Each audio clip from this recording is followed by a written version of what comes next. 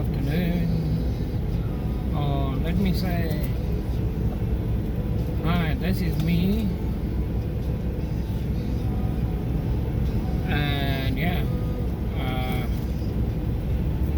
I just want to start a video just by starting.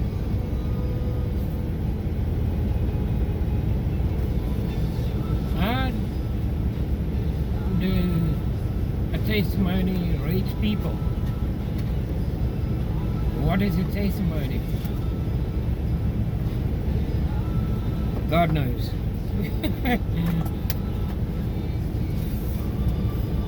Myself, I've come to a certain point in my life where, let's say, I kind of turn more childlike or innocent, or turning to innocence, becoming saved.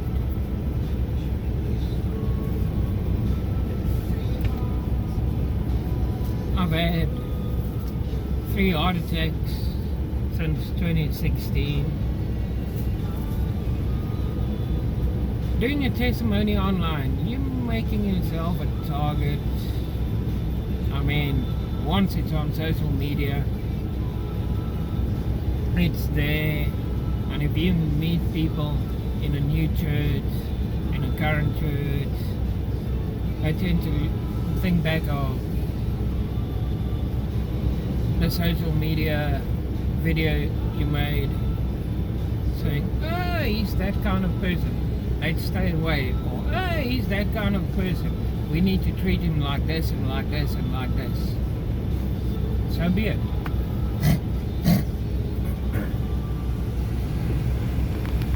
Fact is,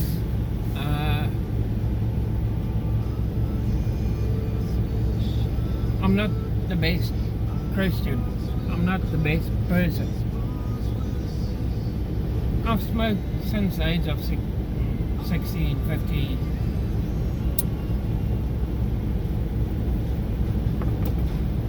But yeah, let's get into the nitty. Testimony, confession, call it what you want. At the age of, I think I was about 8 or 9 years of age. No, let's even roll back even further. My parents were friends with other people, and yeah, we used to visit other people at the age of about 5. I recall it, me and this girl playing Doctor.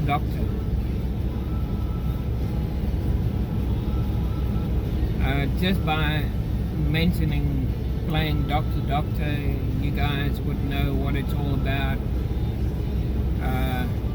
Some would say, oh, cute. Others would say, oh no. But yeah, we are born into this life under an evil presence, under Adam and Eve that left the garden. So if you say you've never done something wrong, you've never played Doctor at the age of 5, why do I recall it? Why do I recall that this girl did certain things and asked me to do certain things? But yeah, so naturally we are not in a perfect world.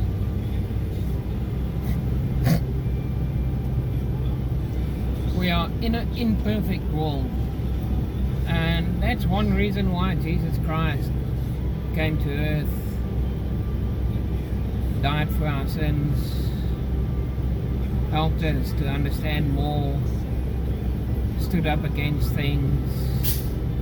He did all those things. And yeah, we can all be thankful that he came through, that he came to earth, that God came to earth. No, but Jesus is the Son of God. See it however you want to see it. See it that Jesus is the Son of God. See it that Jesus is part of God, the physical part of God. Still remains. He came into our lives to say, although it's an imperfect world, we can strive for perfectness.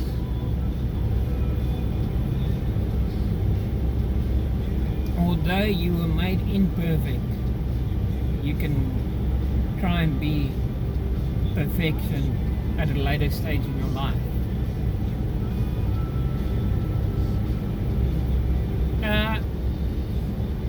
Carrying on since the age of 5, I recall at the age of 9 or like that, at school, attending school events and whatever, when you get a certificate, whatever. Now, in our country, we wear school uniforms. School uniforms is,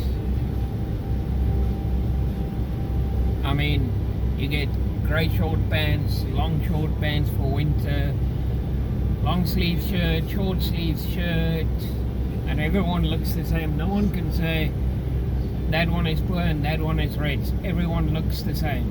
Uniform.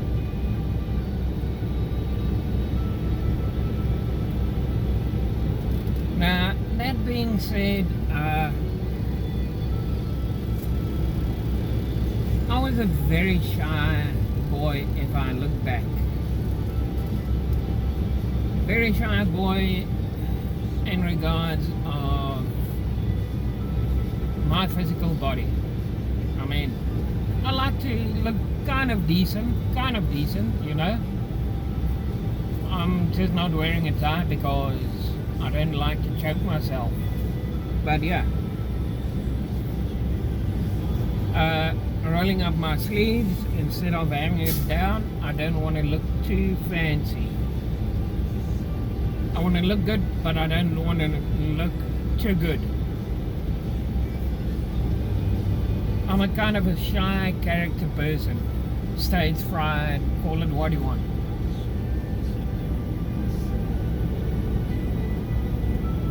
Now, I recall at the age of 9, summertime, wearing grey short pants. I was sitting there in attendance about to get my certificate, and yeah, I was very uncomfortable in that event because I kept on putting my pants corrected, making sure it was perfect.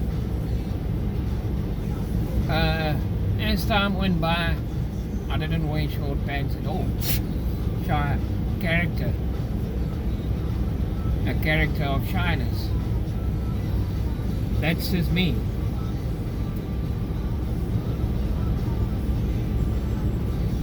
Now, thing is, yeah, I mean, people that knew me back then said, Raymond, don't be so critical. Raymond, don't be like this. Raymond, don't be like that. But yeah, in conclusion, to get to where I want to get in this video, yeah, time went by. At the age of 15, I had my first girlfriend. She was a beaut. Long blonde hair. Very long. Kind of curly, you know. But yeah, she was in a different church than to what I was. I mean, I was in a conservative church. She was more of a sect church, or let's say kind of a not Mormon, what's the word that I'm looking for? The people that don't live with technology. that don't like technology. Can't think of their name now. But yeah, in any case.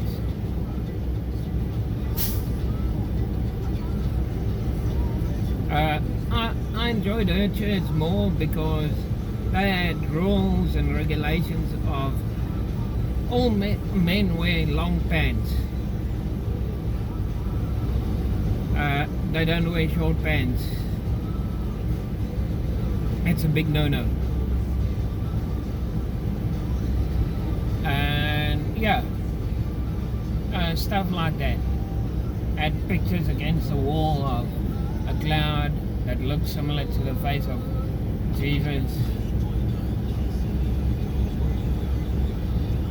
But yeah, her and I went out, and when she broke up with me, she said no, it's been shown to her that she should stick with people of her own kind, people of her church. Now that kind of touched me in a way, maybe not immediately, but it's got an effect later on in life.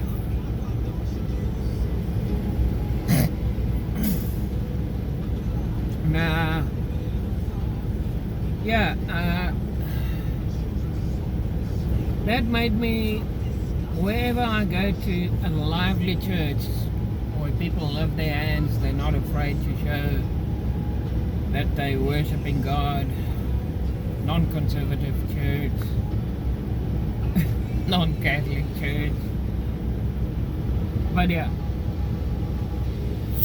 people that kind of charismatic, kind of, they're not afraid to show their faith. So every time I get into those lively churches, I tend to say, God, I don't belong here, but it's nice to be here. God, I don't belong here, but it's nice to be here. I enjoy it. I enjoy the atmosphere of people that's innocent in life, mostly innocent in life. Not totally innocent, but mostly innocent in life.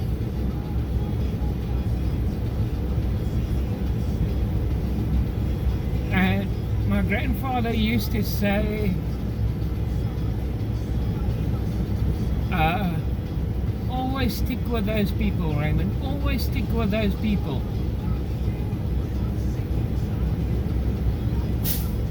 At my grandfather's deathbed, or when he was near his end, he told me, Raymond, I've got these bad thoughts. I've got these evil thoughts.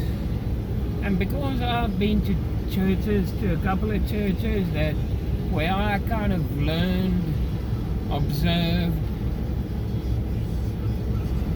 I said to him, Granddad, it doesn't matter if you've got evil thoughts or not. It's whether you put those thoughts into action or whether you don't put those thoughts into action. That's what counts at the end of the day. At the end of the day, it's only bad thoughts, evil thoughts. Kind of putting him at rest that, don't worry, you're going to a secure place, you're going to heaven. Doesn't matter what kind of thoughts you got, Granddad. You've been good in life. But yeah, it's a hard swallowing pill situation to be able to think quick, even although you're a slow thinker, to be able to think quick and give a person in life the right kind of advice. Now, if you say, slow thinking, yeah. At the age of 2, my mother fed me too much penicillin, too much medication. I was basically under a coma for 2 weeks. I was sleeping for 2 weeks. My dad rushed me to the hospital. And yeah, I was out for 2 weeks. Before that happened, my dad said to me once, I was a very hyper intelligent person. I would have been a genius. And when that happened, it slowed me down totally. But yeah, that was at the age of 2. So yeah, I just wanted to put that in there. And yeah, we are born into this world with principalities, with dimensions we cannot see, that's got control over us. That's maybe not got control over us, but that's got influences in our lives. That's the way it is.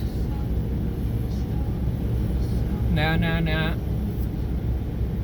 to be able to fast forward, at the age of 19, I had a kind of a call on my life where I visited my one brother as I was traveling back from his place to my place. I didn't like alcohol much. Yeah, sure, I drank when I abused alcohol between the age of 17 and 18. And at the age of about 18 and a half, I got a wake-up call. And I said, God, I'm quitting alcohol for you. Not for someone, not for church, not just... as I was driving, I said, God, I'm doing this for you. Now, it's been a year like that since I pushed alcohol out of my life. And yeah, I was traveling back from my brother the one night, and it was a 4-lane road. It was a little thin medane in the middle center, and this drunk driver came from the front. He caught the medane, lifted over and came on my side, came screeching on its roof and stopped in front of me. And I looked at the guy and I saw he was out of it, didn't get a scratch. Meaning, it's kind of people that's drunk don't get hurt in a car accident. Yeah, go figure. But yeah, that showed me I made a good choice in life, saying no to alcohol. For many years, for 15, 20 years, people ask me, Raymond, how do you do it? Raymond, how do you do it? Raymond, how do you do it? Asking me, Raymond, what's the secret? And yeah, I gave answers, but it wasn't legit answers, saying I quit because I wanted to quit for God. Not because of a girlfriend, not because of people that I knew and I was in a church, not because of anything, just because I wanted to do it for the living God. But yeah, so be it. I'm a heavy smoker, yeah. I started out of peer pressure at the age of 15 and a half, by my cousins saying, no, try this. And when I broke up with my first girlfriend, I turned to smoking. So it's because out of a broken relationship, I started smoking, and peer pressure before that. It's like in today's life with face masks. Everyone is wearing face masks. You should do it as well. Everyone is wearing face masks. You should do it as well. Everyone is getting the vaccine. You should do it as well. Peer pressure. So, yeah. I'm not a vaccinator. But yeah. I've learned out of life to not go because of peer pressure.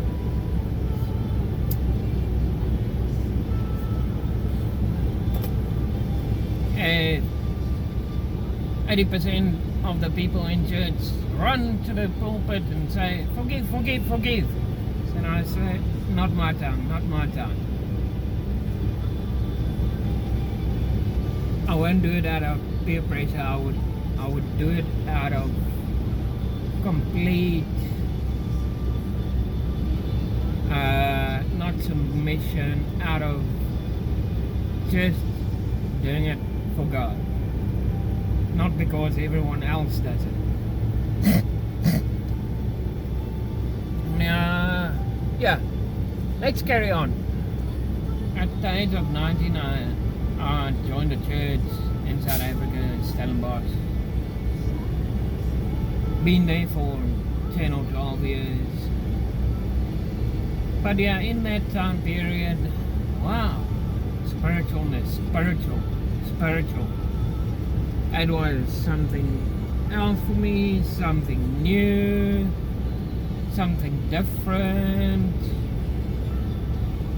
But yeah, even today, I don't pray in tongues because I'm not that kind of person, because I am just the way I am.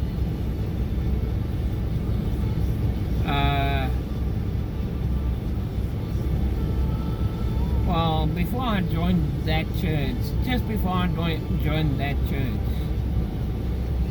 there was a girl. I was about 20 years of age.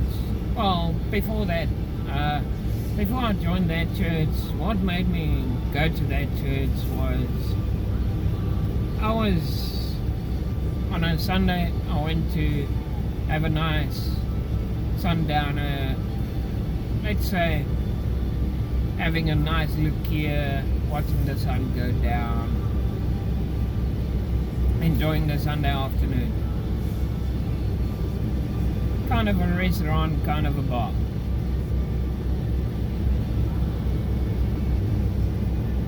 So, yeah, in a certain effect, I still use alcohol, but I mean, bare minimum. And yeah, there's one girl at this kind of coffee shop, restaurant slash bar. Her aunt came to me and said she's interested in you. Interested? I don't see myself as good looking or sexy or whatever. And it was back then when I had a full set of teeth and what.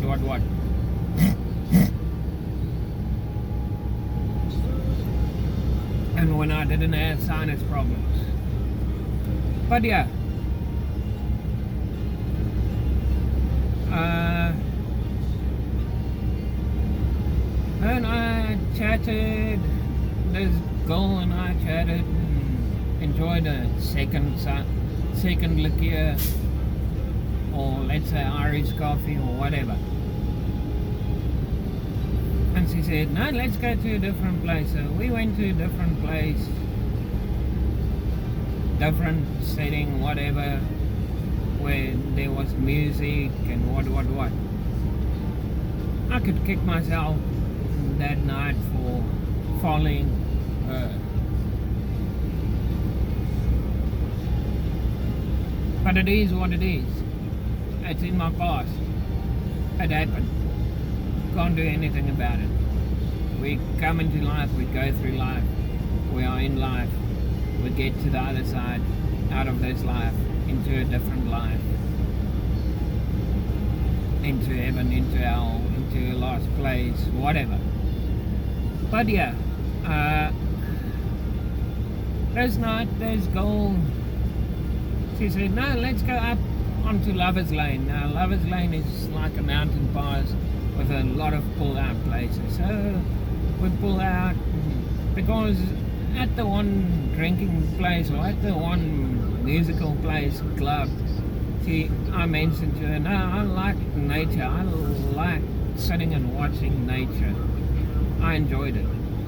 So that's why she said, no, let's go up this mountain pass.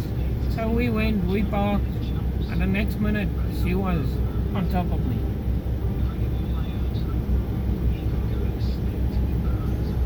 She took her top off and her bra and everything.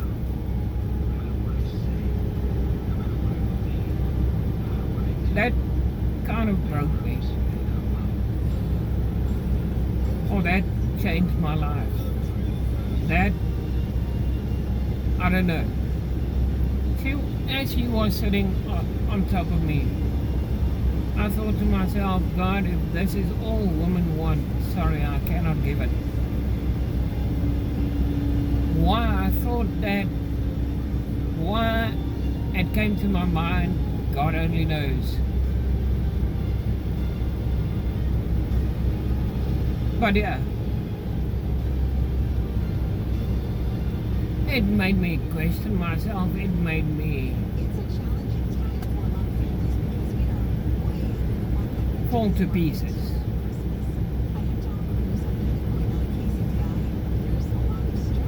I think I was partly in church, not completely in church, but partly in church, and I was,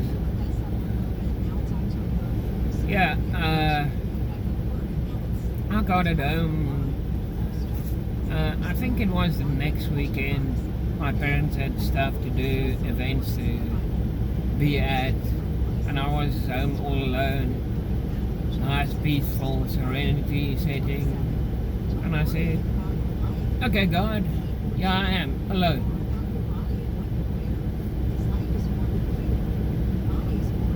Take everything away. Take all demons and devils away, because I need to speak to you.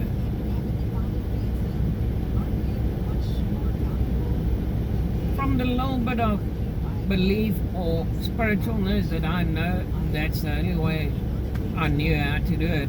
And I said, please, Lord Jesus Christ, I need to speak to you. Take every kind of entity that shouldn't be here away. So yeah, after that I gave it a minute or two, and I said, God, I've done wrong in life. Although the lady was on top of me sitting there, nothing happened when she sat on me in that vehicle on the mountain pass, because physically